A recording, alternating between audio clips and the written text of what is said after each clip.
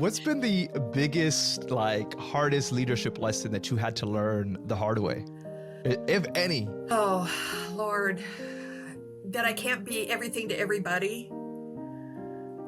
That is probably the biggest thing for me, because I try to help everybody. I try to do everything myself.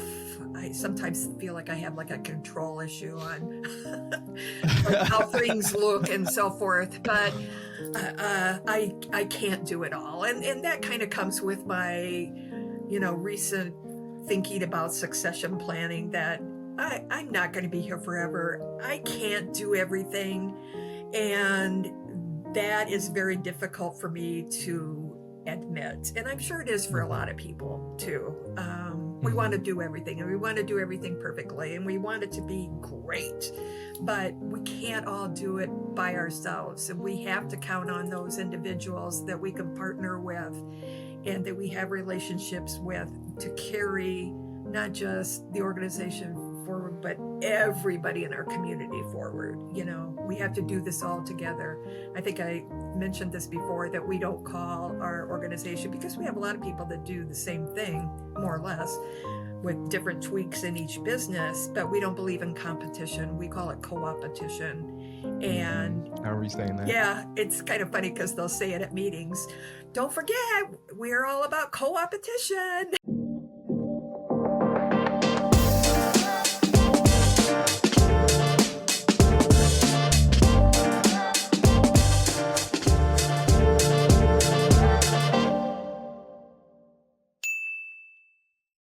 Welcome back to another episode of the Hart Hustle Podcast. We have another great leader, and if you ever met someone whose entire life story feels like it was just meant to prepare them for the work they do, that's Malana. From being raised by her grandparents, leading a movement in aging care, her story is going to shift the way you look at community. So let's get straight into it. Malana, how you doing? I'm fabulous today. How are you? Wonderful. And I want to start off by saying and letting people know she's a great grandmother and she is still out in the community doing the damn thing. Okay. There's nothing stopping her. So could we kind of start on how you got started? What are you doing? What is the organization about? Tell us. We want to know. Well, I am the president and founder of an organization called Aging Connections. The legal name is Aging Connections of Michiana. Kind of history is I started with a networking group that we used to joke during the networking group, and I'd say, gee, if I could figure out a way to make this into a business, I think this would be so much fun. So we would meet once a week. We'd all sit in a big circle. Everybody would introduce themselves. Sometimes we would have a guest speaker. But the main purpose of the networking was, there's always networking groups out there. And it was to promote each other's business and the services that they provide. And I always would say, the more often we get together, the better we get to know each other. We build up those relationships and build trust so that when we're out in the communities, we're like each other's little sales minions. We're out there helping individuals find resources, and we may not always know the person that they need, but we always know who we can call. We've got this tight group that we can always call them and say, I have somebody that needs something, who can help me. So it's building trust, and that's how we have to take care of our seniors. It can't be we're in silos working alone. We have to work all together to be able to make our communities work and take care of our seniors. I was going to say, yeah, definitely take care of our seniors. It's, the life circle, right? We take care of our kids, and then we sometimes forget about those seniors. And I think what's so cool now is that I've been speaking to so many people just like yourself that are not forgetting about our seniors and how important it is to still be active in their lives. Because one of the biggest things that kind of brought some clarity was this senior at one point in their life where they were a mom, they were or still probably mom and dad, but they had community around them, their kids, sisters and brothers. And as they continue to age, those kids go on in their own separate ways. You know, brothers and sisters either are not with us or maybe they're out across the world somewhere. And we forget that seniors need loving. They need that attention. They need to make sure that as they're still here on earth, that they're being treated fairly, that someone's looking after them, that we're setting, you know, the thing that I don't like to talk about, what does death going to look like? Yeah. You know, having those conversations. You know, I remember my mom, we were all feeling the same way. My mom said, hey, I want to have a conversation with all you guys. It's really important. And at that moment, we're already thinking like, okay. And then she gets, you know, we're in a room and she starts telling about, hey, if, you know, something, if I was to pass, I just want you guys to know who's going to, in charge of what, who's going to do what. It's not a conversation you want to have. Yeah. Right. Exactly. With your mom or dad, but it's a thing that is so kind of, I would say, not common, and it should be. Do you agree? Oh, absolutely. And it's so funny that you brought this up because I was with a wonderful woman yesterday, and she's in her mid to late 80s, and she was talking about how she sat down to her family and to have the conversation. In her husband's position, they moved a lot. So they live in this area now, and she has had her eye on a villa here locally that she thought it would be perfect for she and her husband to move into. And so at Thanksgiving, holiday time, she sat her family down to tell them that they were interested in buying this villa, that this was their dream villa. They love the area. And the children they didn't accept it. They were not happy with their parents' choice. And she was so funny. She said, well, go have a cocktail and then come back. And we're going to start this conversation over because this is where we're going and this is what makes us happy. And this is what we're going to do. So I just thought that was hysterical. But yeah, the conversation is very difficult to have. People don't like to think about the end and leaving this earth, which we're all going to do. But I know, like, my husband and I have been in the planning process. We just updated our wills. I'm trying to connect everything together and put it in a box for my family. So if anything happened, they would know where to go and find the information, you know, pre-planned our funeral, all these little things that you postpone, you don't want to think about, but is so important because you never know what can happen and when it would happen, and it can just come out of the blue, and then your family's stuck trying to figure out what to do. Yeah, Malana, and that's why anytime that someone asks me how am I doing, it's blessed. And the best line I've actually heard the other day, he says, I'm good. I woke up on the right side of the dirt. And when he said that, I'm like, you're right. Absolutely. Right? Like, that was so good. We have to be blessed. We have to, because you just don't know, right? And that's why these conversations are really important. But I really want to kind of talk about, I want to go back a little bit. I want to go back to the upbringing. Yes. Yours wasn't typical. And we kind of talked about it the first time that we got together. And it's what kind was of it like funny, being though. raised? It is kind of funny, though. When I talk about my story, I'll have other people say, well, I had something similar to that. You know, my sister was really my mom, and, you know, or, you know, somebody adopted me from another family. And it's just like, we're not unusual. There's a lot of family stories out there. And yes, and mine is one. And I actually didn't find out about my background until the end of my 6th grade year when my biological mother passed away. When I was born, my grandparents adopted me. And, you know, back then it wasn't right to have a single mother with a child. So to make things right and to keep the family unit together and cohesive, my grandparents adopted me. And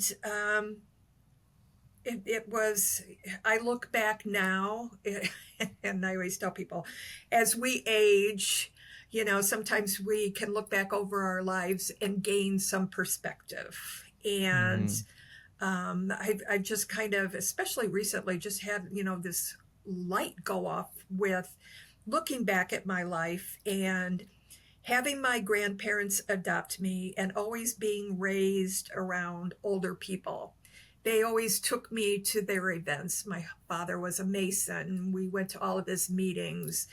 I was always with older people. We used to get eggs from a farmer's family, and Grandma lived in a little house across the street. So when we would go get eggs, I would run across the street and go see Grandma. And I just loved being with older people. And now as I look back, having that experience and being brought up with aging parents, it's just kind of natural for me to be connected with seniors now. I look at every single senior as a little library. They have a library of experiences from throughout their life. And a lot of times nobody, it's like you check a book out of the library. Nobody checks in with them. Nobody asks them who they were or what their stories are. And so many people have wonderful stories. And when I was working in a skilled nursing facility, I kind of specially would ask people about their lives. We used to have a lady that she used to fly a plane. She climbed Mount Everest to with her husband. They did so many wonderful things. And you look at her now, in the nursing home, and she's in a wheelchair and she can't do very much for herself. But she had a full and exciting life. And I think we miss that. We see people as old, and they were young once, and they have wonderful stories to share. So we need to zero in. I agree. And I actually love talking to older people. Yeah. I used to work for an airline, and I used to be, that representative that you'll call and they'll talk to you. And a lot of people that were calling probably were those that didn't know the computer and just needed some assistance.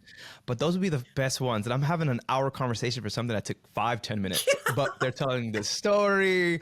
I always love when I heard, both husband and wife just going at it, but funny in a funny way, right? But it's like, man, like, as you mentioned, this is who they are and always was, but now no one's really seeing it because no one's checking in on them. Nope. So anytime I get to come across someone that's elderly and I see that they just want to have a conversation, I'm always down to have a conversation because one, there's so much wisdom there, right? But the stories, I love stories, and I love to see how people have lived their lives, and it's truly helped me. Like, I've always been one of those like old souls, and people. So very young, I had older friends that were kind of guiding me in life, and that's where I learned so much of who I am today. That leader, that just person that cared was that. It was being around those people and having those conversations, and so many people have the opportunity to also gain from it, but instead they look at someone that's in that realm of getting old per se, and they're just like, oh, they're just old. Yeah. But it's like, no, they're human. Yes, exactly. Yeah. And they have stories, and they have so much to share. Yes, absolutely. We talked about something on our first conversation, and it was about DNA, right? A lot of people use DNA tests out of curiosity, but for you, it really became something much deeper. What did that experience actually teach you about connection and identity? Well, I did not know who my biological father was, and I know from my baby book, people used to do baby books. I don't know if they do them anymore, but there's like a page ripped out of my baby book. So I had heard that my biological mother had written in there, and my grandmother had ripped it out. And I don't understand why they never wanted me to know who my biological father was, but I have always been curious. I'm still curious. I mean, do I have any siblings out there, or, who knows what? But I signed up with Ancestry and also 23andMe, hoping that I might be able to find something. I found maybe a third distant cousin or something that I did reach out to, that he and I shared the most DNA. but that's as close as I've gotten.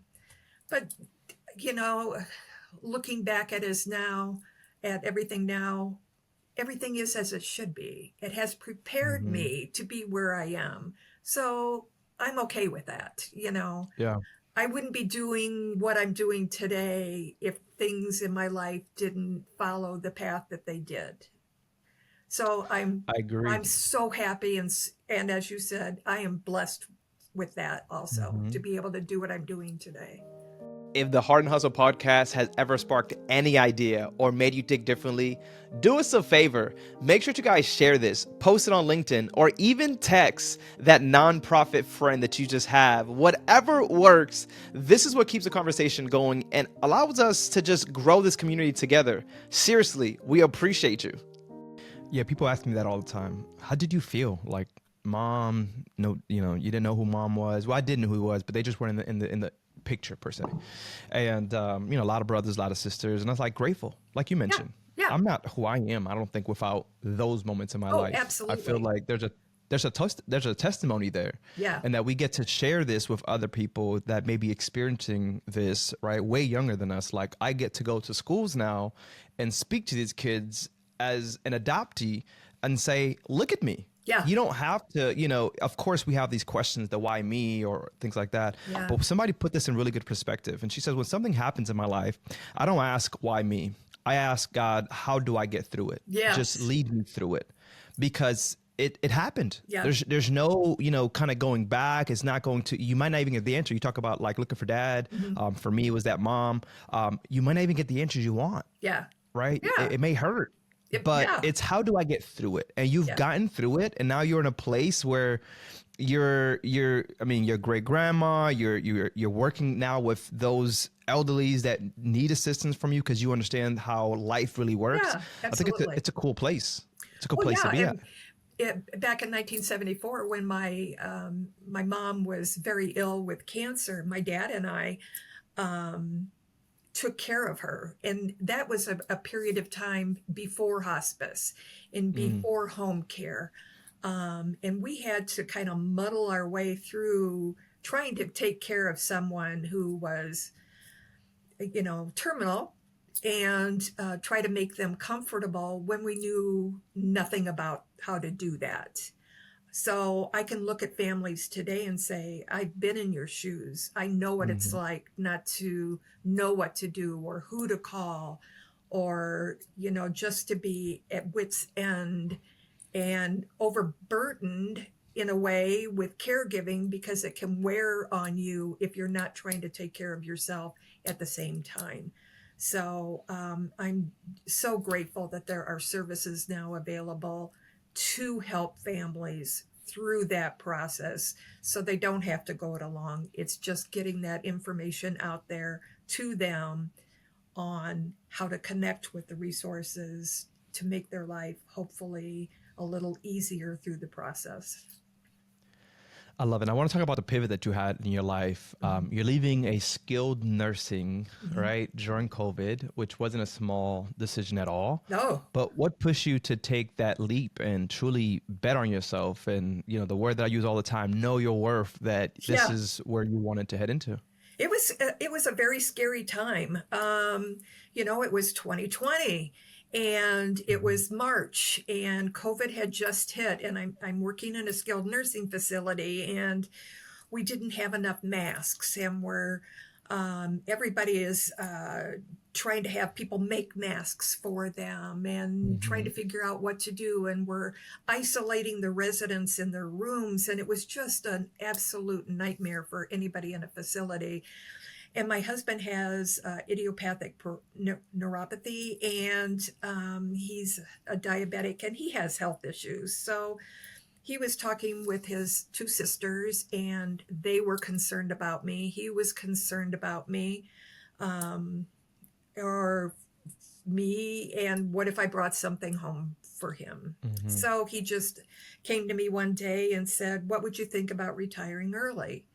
Well, obviously, I hadn't thought about that, but yeah, okay. I did. I stepped back. And the funny thing is, the minute that I did, everything for Aging Connection, the door opened wide and everything just started falling into place to start this nonprofit, to be able to help people, to take that networking group that I had and turn it into much more than a networking group, more of a resource for individuals looking for resources, and to be able to connect them with educational pieces too. Have physicians come in and talk about different things, connect them with other organizations in our community, whether they're for children or adults, because I had an unusual case when I was working in an assisted living. We had to admit a lovely couple who had been taking care of their challenged son all of his life. And now he's in his 50s. He's never been in a group home. He's never been, to school, any kind of school or anything like that. He's just been with mom and dad. So as a facility, we had to try to help his parents find somebody or find an organization to take care of him for them. Wow. So the more you know about all the different services in the area, you never know what a family's dealing with, and you want to be full service to be able to help them with whatever they're dealing with. Wow. That not even, I didn't think about it, but it's probably happening every single day. Yeah. Because we have a lot of families like that. And you talked about, this small group. It was something small from, just a meeting in probably a living room to 7 chapters, 200 plus members. Yeah. Truly another level. I'm still blown away. Oh man, listen, it's sometimes just walking into your purpose, right? Walking into that calling. We don't know what it is. And that's that whole thing, is like, you don't know when's your moment. So many people can become impatient, right? Yeah.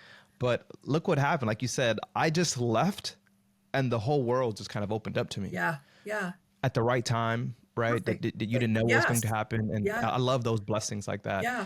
What's something people get wrong about starting a nonprofit like this? Like, is there a misconception that you think maybe you had or people have, and that we should clear up right now on this podcast?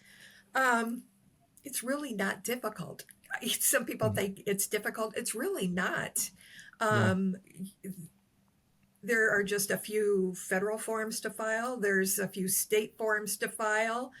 But the main thing is just having the willingness to be open to what you need to do. Putting in the effort is a big thing. It's real funny. I was just working with my CPA to do our taxes, our business taxes for last year. And in the report, you have to list your board members and your staff, me. And then you're supposed to put in, how many hours you work.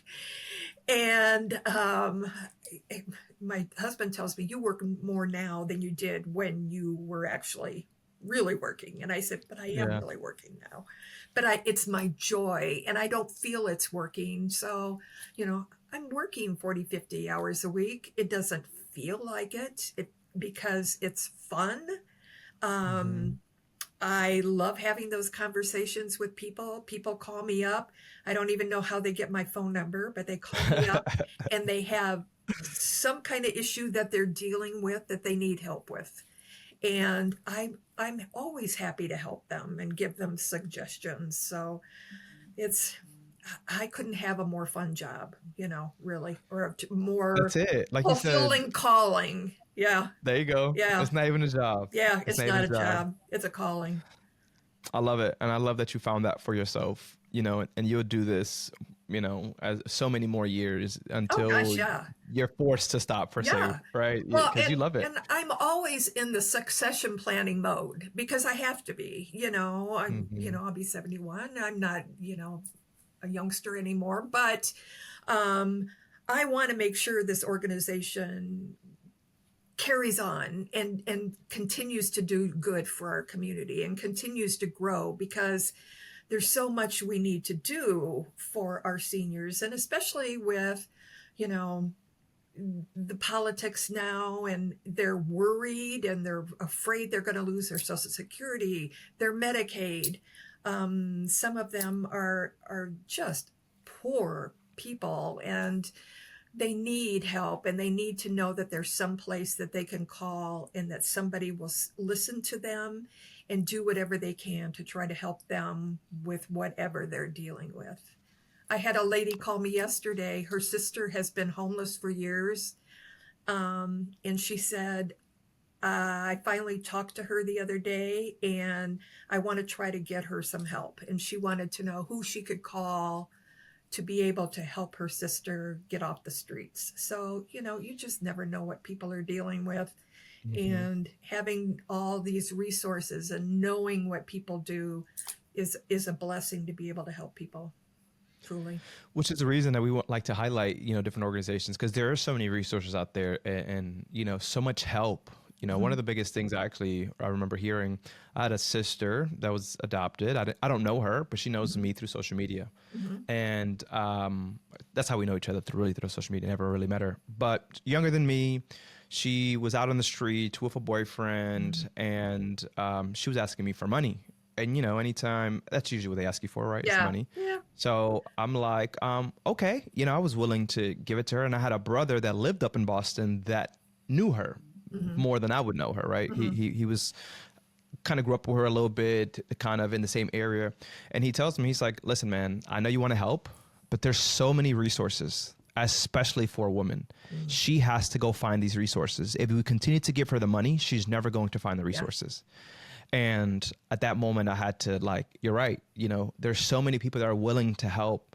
And instead of giving people that money, why won't we provide them with all the resources that they can actually go to? And that even happened with my brother, same situation. He's like, hey, I need money. And we obviously did give him money. We put him in a hotel for a couple of nights, but we gave him resources. Yeah. And says, hey, these are the resources. These are the places you can go to get back onto your feet. Now, whether people use them or not, they're truly out there. And we want people to know, if you have family members that are out there and needing the resources, organizations like yours that are available. And like you said, I'm just a call away. Yeah. Absolutely. Truly.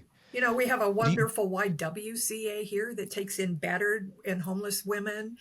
Our Center for the Homeless here, they are phenomenal. They have wonderful programs.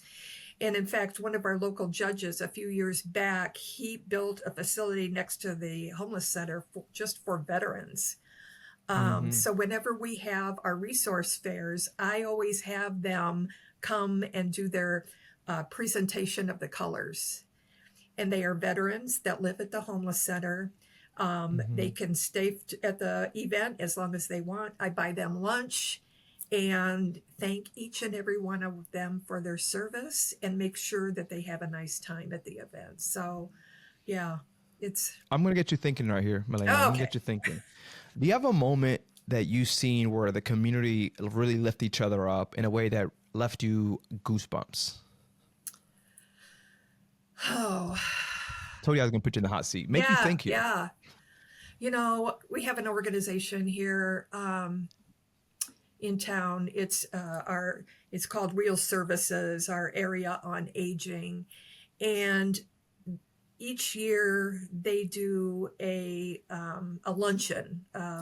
It's a fundraising luncheon, but they recognize people in our community, mostly seniors, who have gone above and beyond to help other seniors.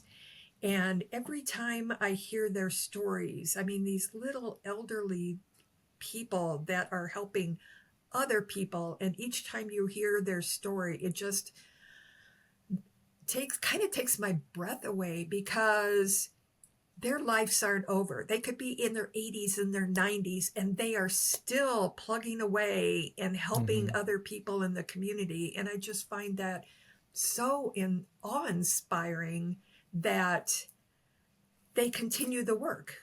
Even though they're older and they have their own stories and probably their own issues they're dealing with, they still go above and beyond and put those hours in and help those that are less fortunate. So every little story that gets told there and each person that is recognized just makes me feel humbled to be able to be in their presence and that they still care and they're still helping. Yeah.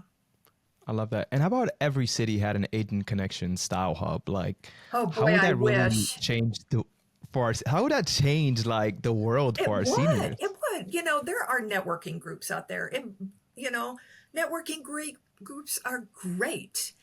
We've just taken it a few steps beyond being just a networking group. We have a digital website where each member has a directory listing that they can put as much information as possible and make it their own. And then individuals looking for resources can go to our website to look for resources. And they can search by business name. They can search by the type of services they need. We have educational pieces. We're just getting ready to add on blogs to our website for educational pieces for the community. So we want our website to be sort of first thought to when you're looking for resources, because we have so much there and it's so easy to access what you need there that if we had something like that across the United States, just look at all the people that could be helped, Yeah. Amazing. No, yeah, I love it. I truly do. And you just mentioned what the website is doing. People don't realize that aging care isn't the first place people think about when it comes to tech, but you're flipping No. the narrative. What Yeah. inspired you to even go into the digital leap, especially with our elders that sometimes feel like, I don't know what I'm doing when Yeah. it comes to a computer? Oh, absolutely. I found this website. It's called Brilliant Directories, and they do, you know, directories for different types of businesses, and they're all directory kind of based. And when I saw that, we had another website that was just kind of a website, but it was hard to find information. And I saw this website, directory based. Wow, how wonderful for our members. They can put as Yeah. much information about their business in there. So when people are searching, they can find things. And it was just like another light bulb goes off, and here's a better way we can help. So whether it is a senior or if it's their loved one or a caregiver, it's a very easy way to be able to search for resources and find events.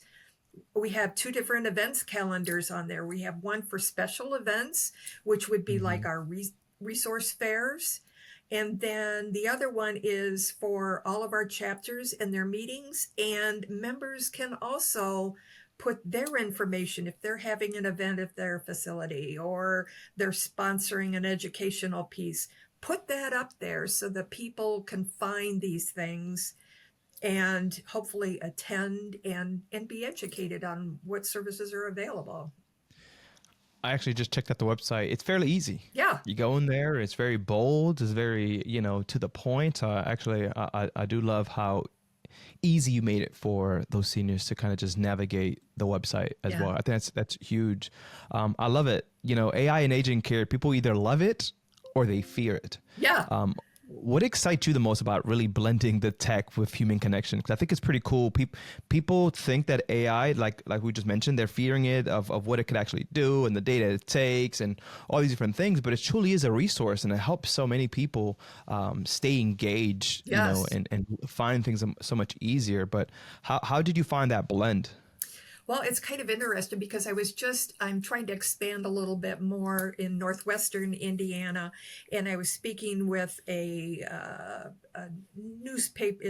They have newspaper and digital and everything, and she was telling me about the new AI that is coming for them, and how it can write blog posts. I So was just gonna say that. Yeah, yeah. I was just gonna say that. So she says the great thing about this, she says it's a horrible word. She said, but it scrapes your website for information, and then you put in what you want. So say I wanted information on palliative care, it'll scrape your website for information, and then it'll write the article for you. And she said the articles are wonderful. I mean, and I don't have the time to do that. So I'm so excited to be able to have that option available to be able to add those things to the website where people can get more information. And I don't have the staff to be able to do that. So this is going to be a game changer for people looking for information. When you said blogs, I was Yeah. thinking the same thing. Like, you could really get blogs out there, you know, Yes. and share some people's stories. One of the cool things, I was talking to another leader, and what he does is that he shares so he's more in the faith-based, and he wants people to share their stories on how God worked in them to kind of inspire others. Wow. And he actually takes people like myself and you that actually submit stories, and based off of that, he'll tweak it with AI. So someone's, you know, he's getting people in the community to write these blogs, their stories, but also tweaking it to their vision and what their mission is still is. And I was like, wow, that is so cool. Like, That there's is so many cool. different ways that AI is becoming a very easier for nonprofits. I'll give you another one. Yeah. I had a nonprofit leader tell me they're using it for grant writing. And I'm like, wow. Yeah. yeah, I said, that's exactly what I said, Malana. Oh, I'm on the wow. board of a nonprofit, and we're always talking about having a great grant writer and how much money it could cost. Yes. What? ChatGPT can do this for me now? Now we're in the space where we have to educate those in the AI world, because not everyone's also on it, right? Yeah, But the right. things that it can actually do, like you mentioned, and things that I've heard, yeah, it truly is amazing. I can't wait for what it actually does in the nonprofit world. Yeah. Oh, gosh. Ooh, I'm going to add that to my list. Grant Yeah, writing. add it to your list. Add it to the list. When I got that one, I said, I'm looking really good at the next board meeting, okay, when I bring this I was one up. just going to say that. Oh, board. We don't have to hire a grant writer. I ask you, what's been the biggest, like, hardest leadership lesson that you had to learn the hard way, if any? Oh, Lord. That I can't be everything to everybody. That is probably the biggest thing for me, because I try to help everybody. I try to do everything myself. I sometimes feel like I have like a control issue on like how things look and so forth, but I can't do it all. And that kind of comes with my, recent thinking about succession planning, that I'm not going to be here forever. I can't do everything. And that is very difficult for me to admit. And I'm sure it is for a lot of people too. We want to do everything, and we want to do everything perfectly, and we want it to be great, but we can't all do it by ourselves. And we have to count on those individuals that we can partner with and that we have relationships with to carry not just the organization forward, but everybody in our community forward. We have to do this all together. I think I mentioned this before, that we don't call our organization, because we have a lot of people that do the same thing, more or less, with different tweaks in each business, but we don't believe in competition. We call it co-opetition. And How are you saying that? yeah, it's kind of funny because they'll say it at meetings. Don't forget, we're all about co-opetition.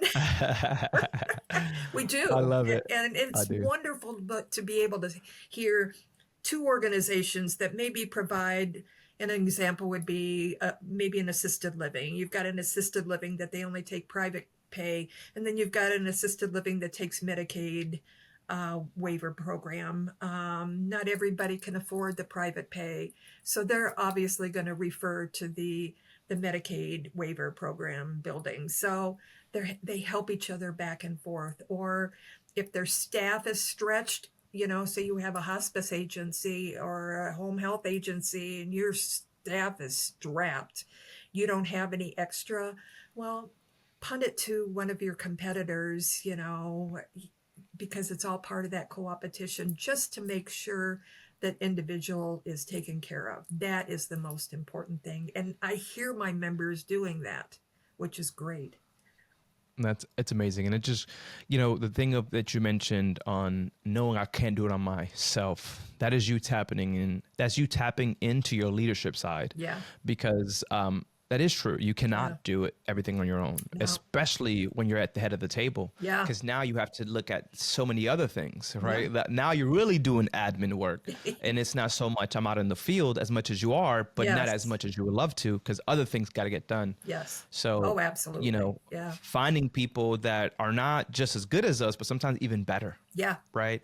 or Well, they come good to at the the things table that we with suck at. different ideas and different Yeah. talents, which Hmm. really enhances our organization and our Hmm. mission also. So yeah, it's a blessing to be able to let go and rely on other individuals who are talented too to be able to enhance what you're doing. I love it. We're going to start wrapping up here. Believe it or not, we've been talking almost 40 minutes. I Oh, felt I like it's could only go been on all 15. day. Same. But I'm going to ask you a couple more questions before we get into the blind question, which I'm always so excited to kind of get into. But Okay. if if someone is listening and really wants to be a part of your movement, not just this Yeah. movement, what's the best first step they can take? Oh gosh. I was blessed to be able to, jump from a networking group, and transform that into what we have. Um, I would say anybody that has a networking group or a group of people that they converse with on a regular basis, it would be easy to take that step to the next step. I'm always happy to answer questions. If people want to reach out to me, I'm always happy to do that too. But I think it's getting together like-minded people who have the same thought and just move it forward. Just don't stop. You will have Yeah. obstacles. Just don't stop. Yeah, just keep moving. And how about for those that are caring for older loved ones? Do you have any piece of maybe wisdom or comfort that you would like to share with them today? Take care of yourself too. You can't be a good caregiver if you don't take care of yourself. That is so important. You have to, whether you rely on or call on other family members or a neighbor or organizations that are out there to help you, do so, because if you wear yourself out, you can't take care of your loved one, and that's really what you want to do. You want them to be taken care of and loved, but you've got to take care of yourself too. Yeah, very important. Melina, that comment you just made, you can't do, you got to take care of yourself first. You can't take care of Yeah, someone else if you're yeah, not fully well. And the first time I actually heard that, it could go to anywhere in life. And I know we're yeah, talking about aging parents, but for those that are watching, like one of the best things that my wife told me, I remember when I was going and I started my own nonprofit and, I never really told the story about being sexually abused until I met her early in my 20s. And I told her I want to start a nonprofit. And she says, I think that's great, but there's no way you help others if you haven't helped yourself. yeah. And I would always remember that. And because you said it and we said it in a very different, way and in a different environment, but it's such a thing we all have to remember Yeah. that in Oh, order for you to help somebody absolutely. else, Yes. in order for you to want to get into, working with elderlies, you got to make sure that you're good Yeah. mentally, physically, Oh, emotionally. Some people will say spiritually, so I yeah. like that. You're I like not that. abandoning your loved one to take a few moments to take care of yourself.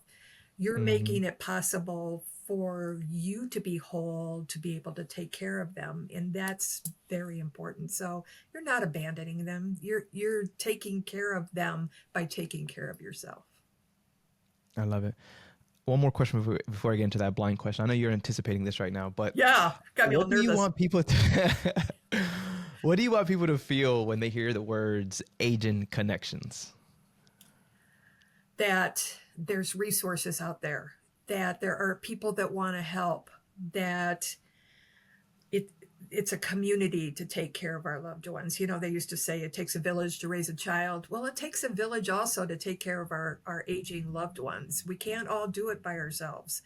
Um, and connections are important. We have to find those connections in our communities to be able to help us through the process, because it's not easy, whether you're doing it for yourself or you're taking care of a loved one. There are people to help. No matter where you live, there are people that can help you. And don't feel ashamed to reach out that you need help, because we're all out here waiting and willing to help. We have the resources, we have the knowledge, and we just want to be there for you as you're going through whatever you're going through, whether it's you, a caregiver, loved one, it doesn't matter. We're here to help. Amazing. And for those that are watching, before we get to that last question, where could they find some information? What is the website? Are you guys on social media?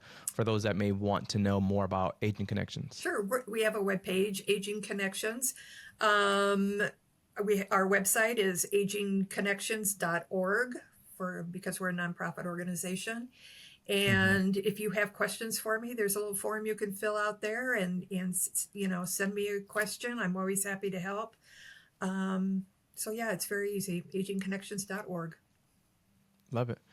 All right, Malana, if I handed you a time machine and you can go back to give your 10-year-old self one sentence of advice, what would you say to 10-year-old Malana? Everything has a reason, and you have a purpose in life.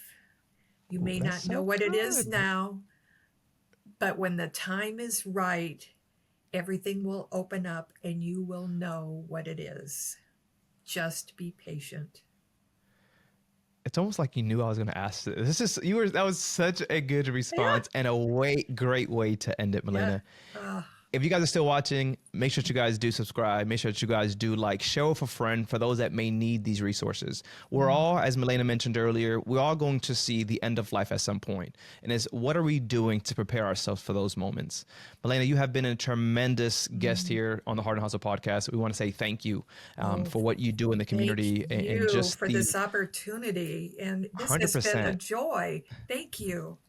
I appreciate it. Guys, thank you guys for watching the Hart Hustle Podcast. We'll catch you guys on the next one. Mwah.